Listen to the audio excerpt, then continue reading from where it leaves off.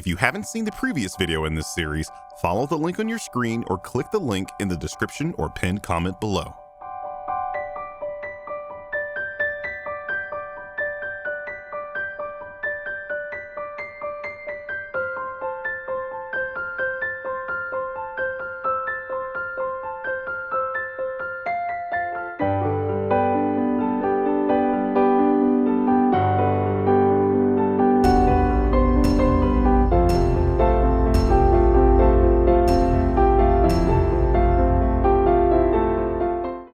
Seconds of two freaking logos, as usual. If the as usual didn't tip you off, CinemaSins is aware that movies do this all the time, so much so that it's kind of the standard practice.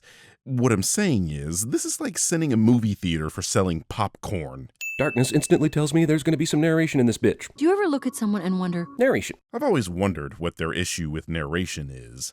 I think it's just one of those things they thought was funny years ago and never stopped, like conflating eating an apple with being an asshole or whining about studio credits. Perhaps they've just fallen into the running gag trap where they can't not do something for fear of their audience calling them out for not doing it.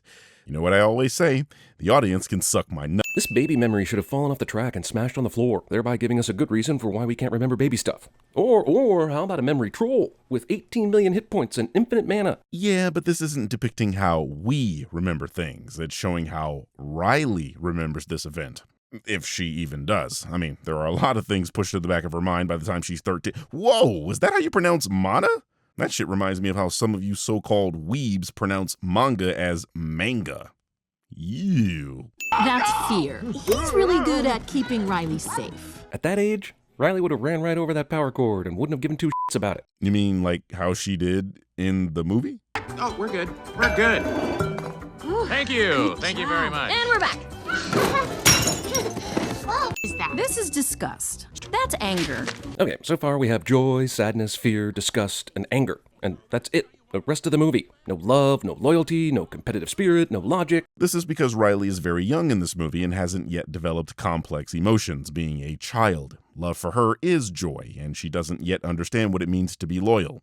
You know, like Q and Steel from Juice. Riley, if you don't eat your dinner, you're not going to get any dessert. How is Anger already reading a newspaper about no dessert before Riley's dad said anything about it? Great newspaper, by the way, but we're still singing this because we're assholes. In this case, assholes is standing in for taking obvious metaphors literally.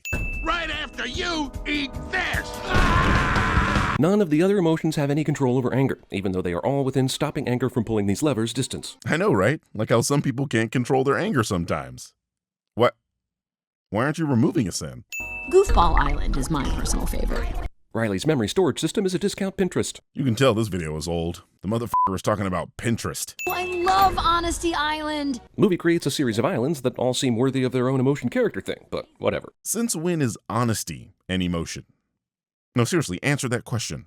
The islands of personality are what make Riley. And we 5 main emotions with direct access to an action control board have no say in the matter whatsoever. Things the movie isn't saying. Neither apes nor mutants are attacking the Golden Gate Bridge in this scene. See, earlier I mentioned those running gags that nobody laughs at that CinemaSins keeps doing.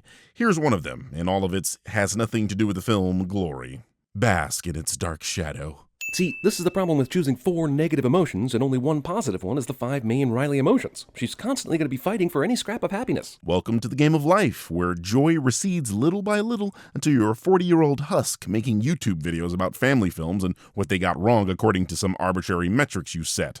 What I'm saying is, the emotion in your head is Black Suit Spider-Man. A bed there, and a desk over there. The hockey lamp goes there. Put the chair there. Well, the trophy collection. Over there. Poster there. Why would anger, sadness, fear, and disgust have some sort of weird say in how this room looks? How is that a real question? Let's take fear for a quick example.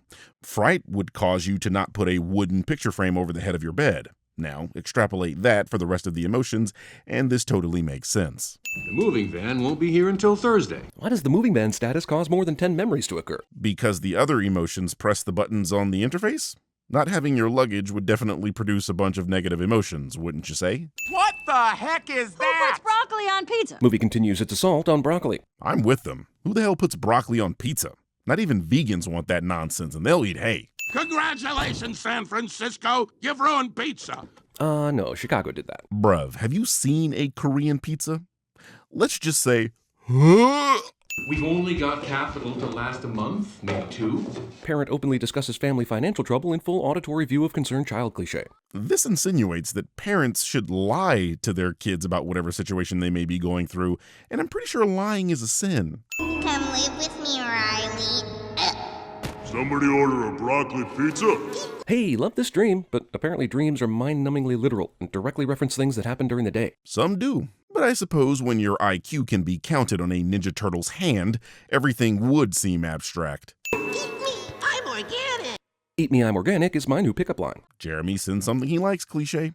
Make sure that all the sadness stays in the circle. Sadness imprisonment. A lot of people use happiness to disguise their sadness, and as a metaphor, joy attempting to stifle sadness makes all the sense. Movie puts a whole bunch of bullshit between Joy and Riley's brain just for the sake of the runtime of the film. Yes, Jeremy, we understand that inside your head there is a single synapse trying to balance on a seesaw, but most of us have a lot going on in our heads. Won't it be great to be back out on the ice? Here's an interesting quandary the movie is in at this point. Supposedly, Joy and Sadness are in a place where they're physically stuck until they can figure out how to get back to headquarters. But what if her parents suddenly moved back to Minnesota? She reunited with all her friends and everything went back to normal. Would a magic vacuum enter Riley's head and suck them back into headquarters? Sure, why not? This entire thing is a metaphor anyway. I mean, did you think these personifications of emotions that are also experiencing a bevy of their own emotions were real or something? This in itself is sad, as Mom's head appears to be captained by sadness more than any of the other emotions. But also, and more importantly, why are all of Mom's emotions females? And Riley's emotions live in a co-ed dorm.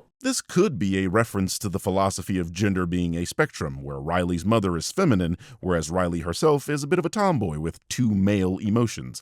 Now, I just pulled that out of my ass and have no real confirmation of it, but it makes sense to me. The father is thinking about a full game of hockey while eating? That's racist, but also impractical. Jeremy sends Canadians. Unfortunately for Joy and Sadness, they just happened to be walking across the Goofball Island Bridge at the very moment it decided it was going to collapse. Training from the Prometheus School of Running Away from Things actually helps these emotional gals. Yeah, but this is not an example of that, though, considering they literally only had one direction they could run. How do you not understand your own running gag?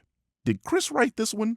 Phone numbers. We don't need all these. They're in her phone. This movie is genuinely clever, and we love it, so take our sins as a function of us just being dumb gorillas. But Riley is a millennial, and it's doubtful she ever memorized phone numbers. This is more of a joke for people in their 30s, who grew up memorizing numbers, but when the cell phone age began, suddenly didn't have to. What the actual hell is this sin? I swear, most people who use the term millennial have no idea what a millennial actually is.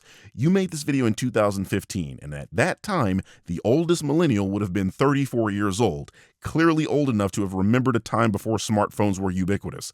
Dude, I am a millennial. We are the in-betweener generation, the ones who know what until the streetlights come on means, and were there when the internet became what it is today. I didn't have a cell phone until I was like 17 years old, and I still have my mother's number memorized. I had the small popcorn, the Coke Zero, and I did get a hot dog, but that was because I didn't eat anything and I worked out. Risked it for a glizzy. Y'all kill me with this glizzy bullshit. It's a hot dog.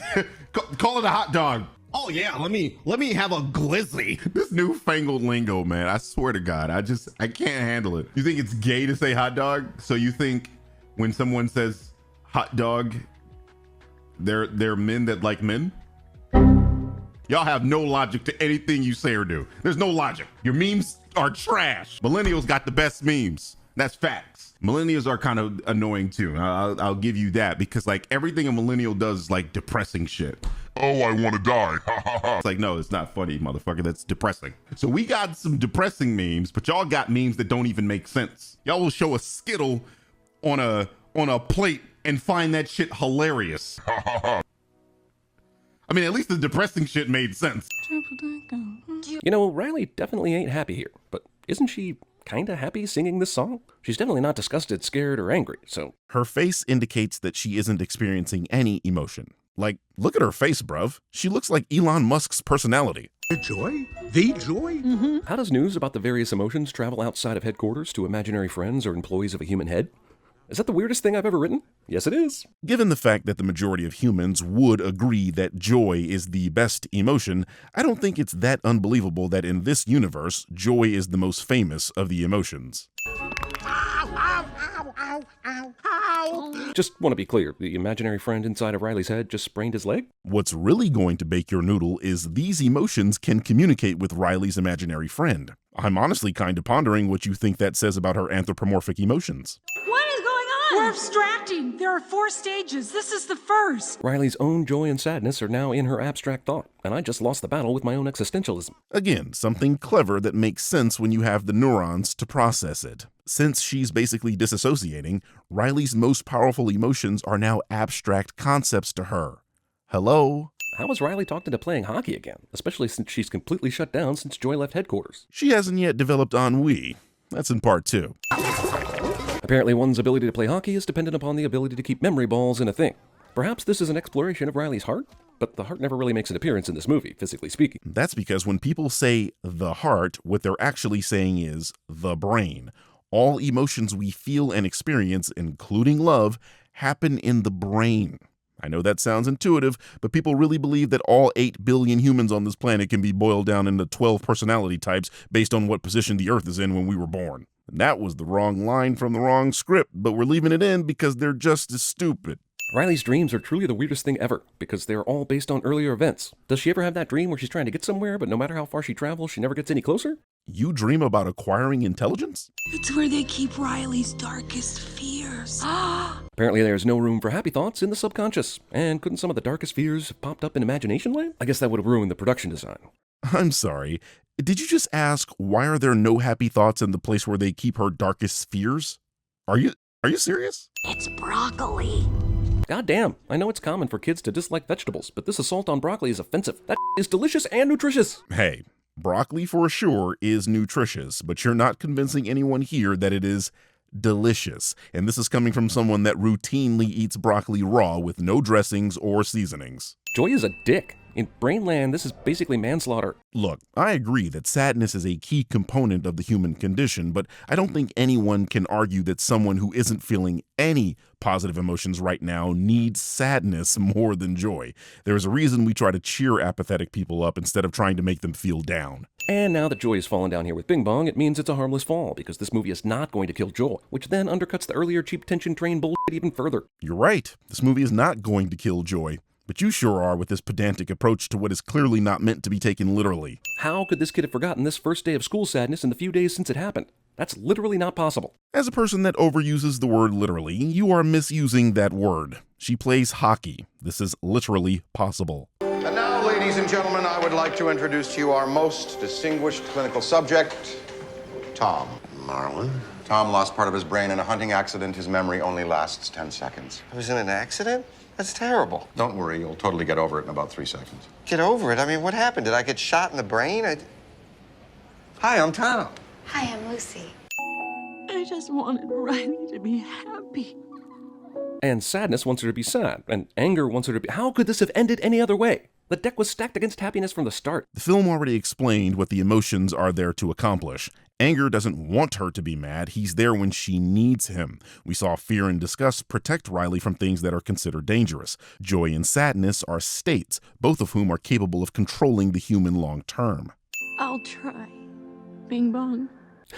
Sorry, I was getting sad about his death there, for real, but then she said his name again. I was laughing too. I mean, Bing Bong? What kind of kid names their imaginary friend Bing Bong? What, was she playing ping pong when she came up with him? Heard a Chinese slur? Was playing with a bell? I guess my point is, that nickname is quite ridiculous, but not quite as ridiculous as that laugh. This looks new. Think it's safe? What is it? Okay, caution on what is that? This is disgust. She basically keeps Riley from being poisoned, physically and socially. Yeah!